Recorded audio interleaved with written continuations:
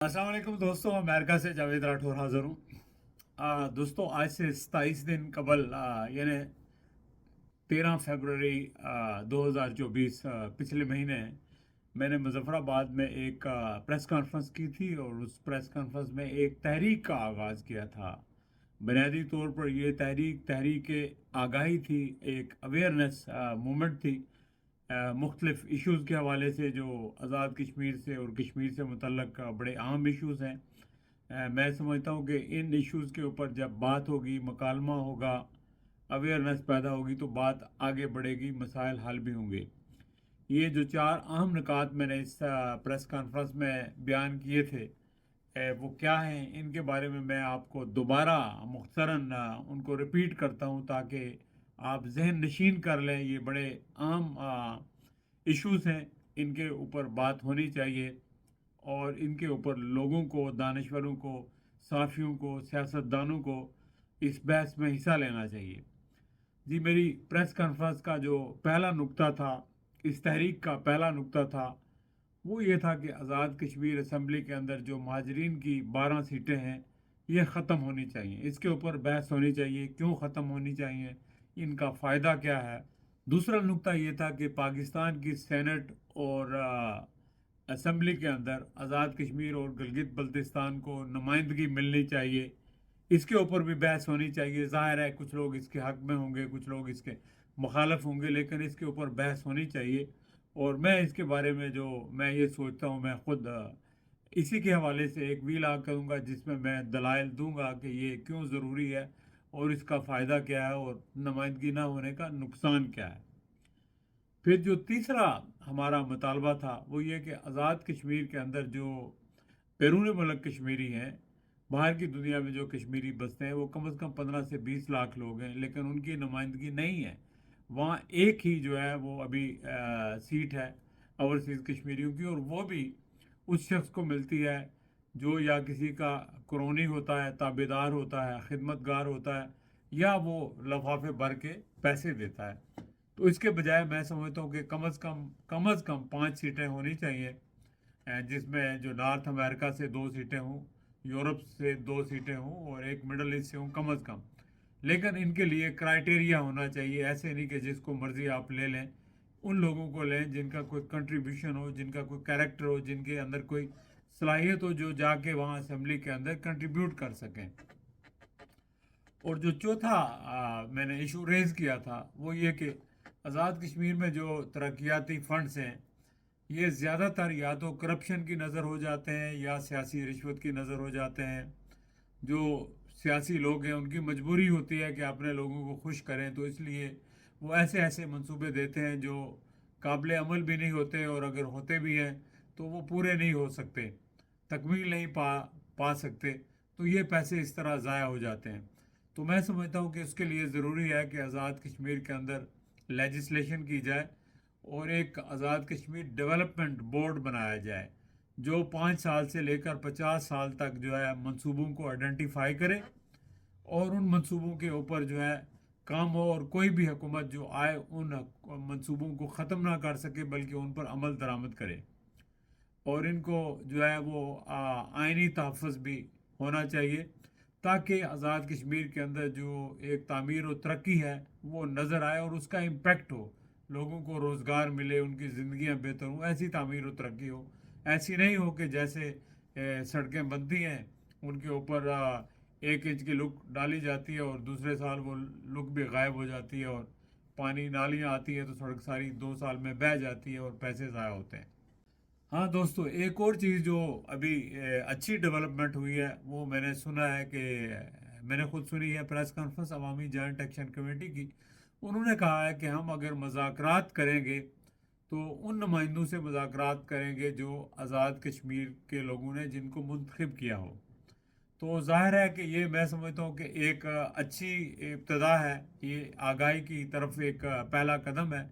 लोगों को एहसास हो गया है कि जो लोग कराची से या लाहौर से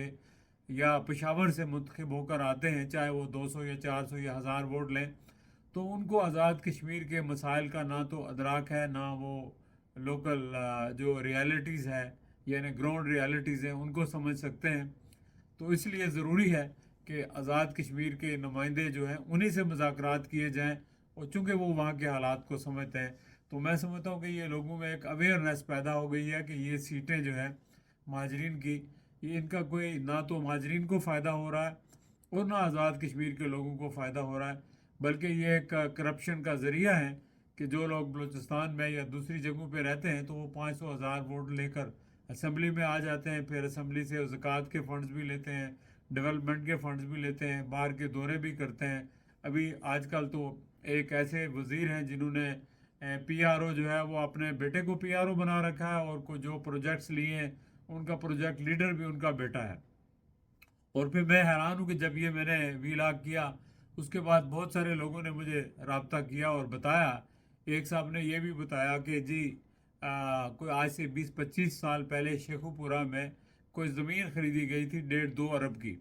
اور وہاں پہ مہاجرین کے لیے کالونی بسانے کا اور بنانے کا فیصلہ کیا گیا، لیکن آج تک وہاں کوئی گھر نہیں بنا،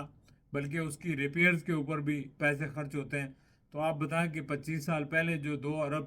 کی مالیت تھی، آج وہ پیسہ کتنا ہوگا؟ تو اس طرح کی جو ہے ایسے جعلی منصوبے جو ہے وہ بنائے جاتے ہیں۔ ایسی کالونیاں سرحد میں بھی بنائی گئی ہیں، ایک بار نہیں کئی کئی بار بنائی ہیں، بلوچستان میں بھی بنائی گئی ہیں، کراچی میں بھی، پنجاب کے مختلف علاقوں میں بھی، لیکن عملاً وہ کالونیاں وہاں ہیں کہ نہیں ہیں؟ تو بہت سارے ایسے ایشوز ہیں جن کے اوپر میں سمجھتا ہوں کہ ان کی انویسٹیگیشن ہونی چاہیے کہ جو فنڈ جو ہے مہاجرین کے نام پر دیے گئے، کیا مہاجرین تک وہ فنڈز پہنچے، مہاجرین کو ان کا فائدہ ہوا، یا وہ جو مہاجرین کی سیٹوں پر آنے والے لوگ تھے انہوں نے جو ہے وہ اپنی نسلوں کے لیے جو ہے جائیداد بنا لی، اپنی مالی حیثیت کو بہتر کر لیا، لیکن عوام کو کچھ فائدہ نہیں پہنچا۔ تو میں سمجھتا ہوں کہ اس سارے سسٹم کو اوور ہال کرنے کی ضرورت ہے، دوبارہ سے ری ویمپ کرنے کی ضرورت ہے۔ جب تک سارا سسٹم تبدیل نہیں ہوگا، حالات بہتر کشمیر کے، آزاد کشمیر کے نہیں ہو سکتے۔ کشمیر کی آزادی کی بات بھی تب ہو سکتی ہے کہ جب آزاد کشمیر جو ہے معاشی طور پر خود انحصار ہوگا، خوشحال ہوگا، وہاں کے لوگوں کو روزگار ملے گا، وہ روزگار کی خاطر اپنا ملک چھوڑ کر باہر آ کر در در کی ٹھوکریں نہیں کھائیں گے، تو تبھی وہاں کے حالات بہتر ہو سکتے ہیں۔ تو میں سمجھتا ہوں کہ اس سلسلے میں جو اوورسیز کشمیری کمیونٹی ہے، چاہے وہ کینیڈا میں ہے، امریکہ میں ہے، یورپ کے جس ملک میں ہے، مڈل ایسٹ میں ہے، آسٹریلیا میں، وہ سارے لوگ جو ہے میں سمجھتا ہوں وہ آزاد کشمیر کا اثاثہ ہے، اور آزاد کشمیر کی تعمیر و ترقی میں بڑا اہم کردار ادا کر سکتے ہیں۔ میں نے پہلے وی لاگ میں کہا تھا شاید کہ آزاد کشمیر کے اندر جو آپ کا بینک ہے آزاد کشمیر کا، اس کو شیڈول بینک نہیں قرار دیا گیا۔ میں سمجھتا ہوں اس کو شیڈول بینک قرار دیا جانا چاہیے، تاکہ یہ باہر کے لوگ جو ہے وہ پیسے وہاں بھیجیں، تو وہ پیسے جب وہاں پہ موجود ہوں گے تو آزاد کشمیر حکومت بھی ان پیسوں کو بارو کر سکتی ہے، اور ان کے بہاف پہ بہت سارے فنڈز لے کر وہاں سے تو منصوبے شروع کر سکتی ہے۔ تو میں سمجھتا ہوں کہ آزاد کشمیر کی خوشحالی میں جو شیڈول بینک ہے وہ اہم کردار ادا کرے گا، بشرطے کہ وہاں کرپشن کا خاتمہ کیا جائے، اور کرپشن کا خاتمہ کرنے کے لیے میں سمجھتا ہوں کہ جو رسپانسبلٹی ہے وہ عام شہریوں کی ہے، صحافیوں کی ہے، کہ وہ نظر رکھیں کہ کہاں کہاں کس کس منسٹری میں، کس کس ڈپارٹمنٹ میں کہاں کہاں کرپشن ہو رہی ہے۔ کرپشن یہی نہیں ہے کہ پیسہ خرد برد ہو رہا ہے، یہ بھی کرپشن ہے کہ جو لوگ تنخواہیں تو بھاری لیتے ہیں 20 گریڈ میں، 18 میں، 19 میں، لیکن وہ اپنا فرض نہیں نبھاتے، اپنا کام پورا نہیں کرتے، تو میں سمجھتا ہوں یہ بھی کرپشن ہے، یہ بھی حرام خوری ہے کہ جو شخص جس کام کے لیے تنخواہ لیتا ہے اس کو حلال کرنے کے لیے اس کو وہ کام کرنا چاہیے۔ تو ظاہر ہے اس میں ایک اور پرابلم بھی ہے کہ آزاد کشمیر کے اندر کوئی ٹریننگ کا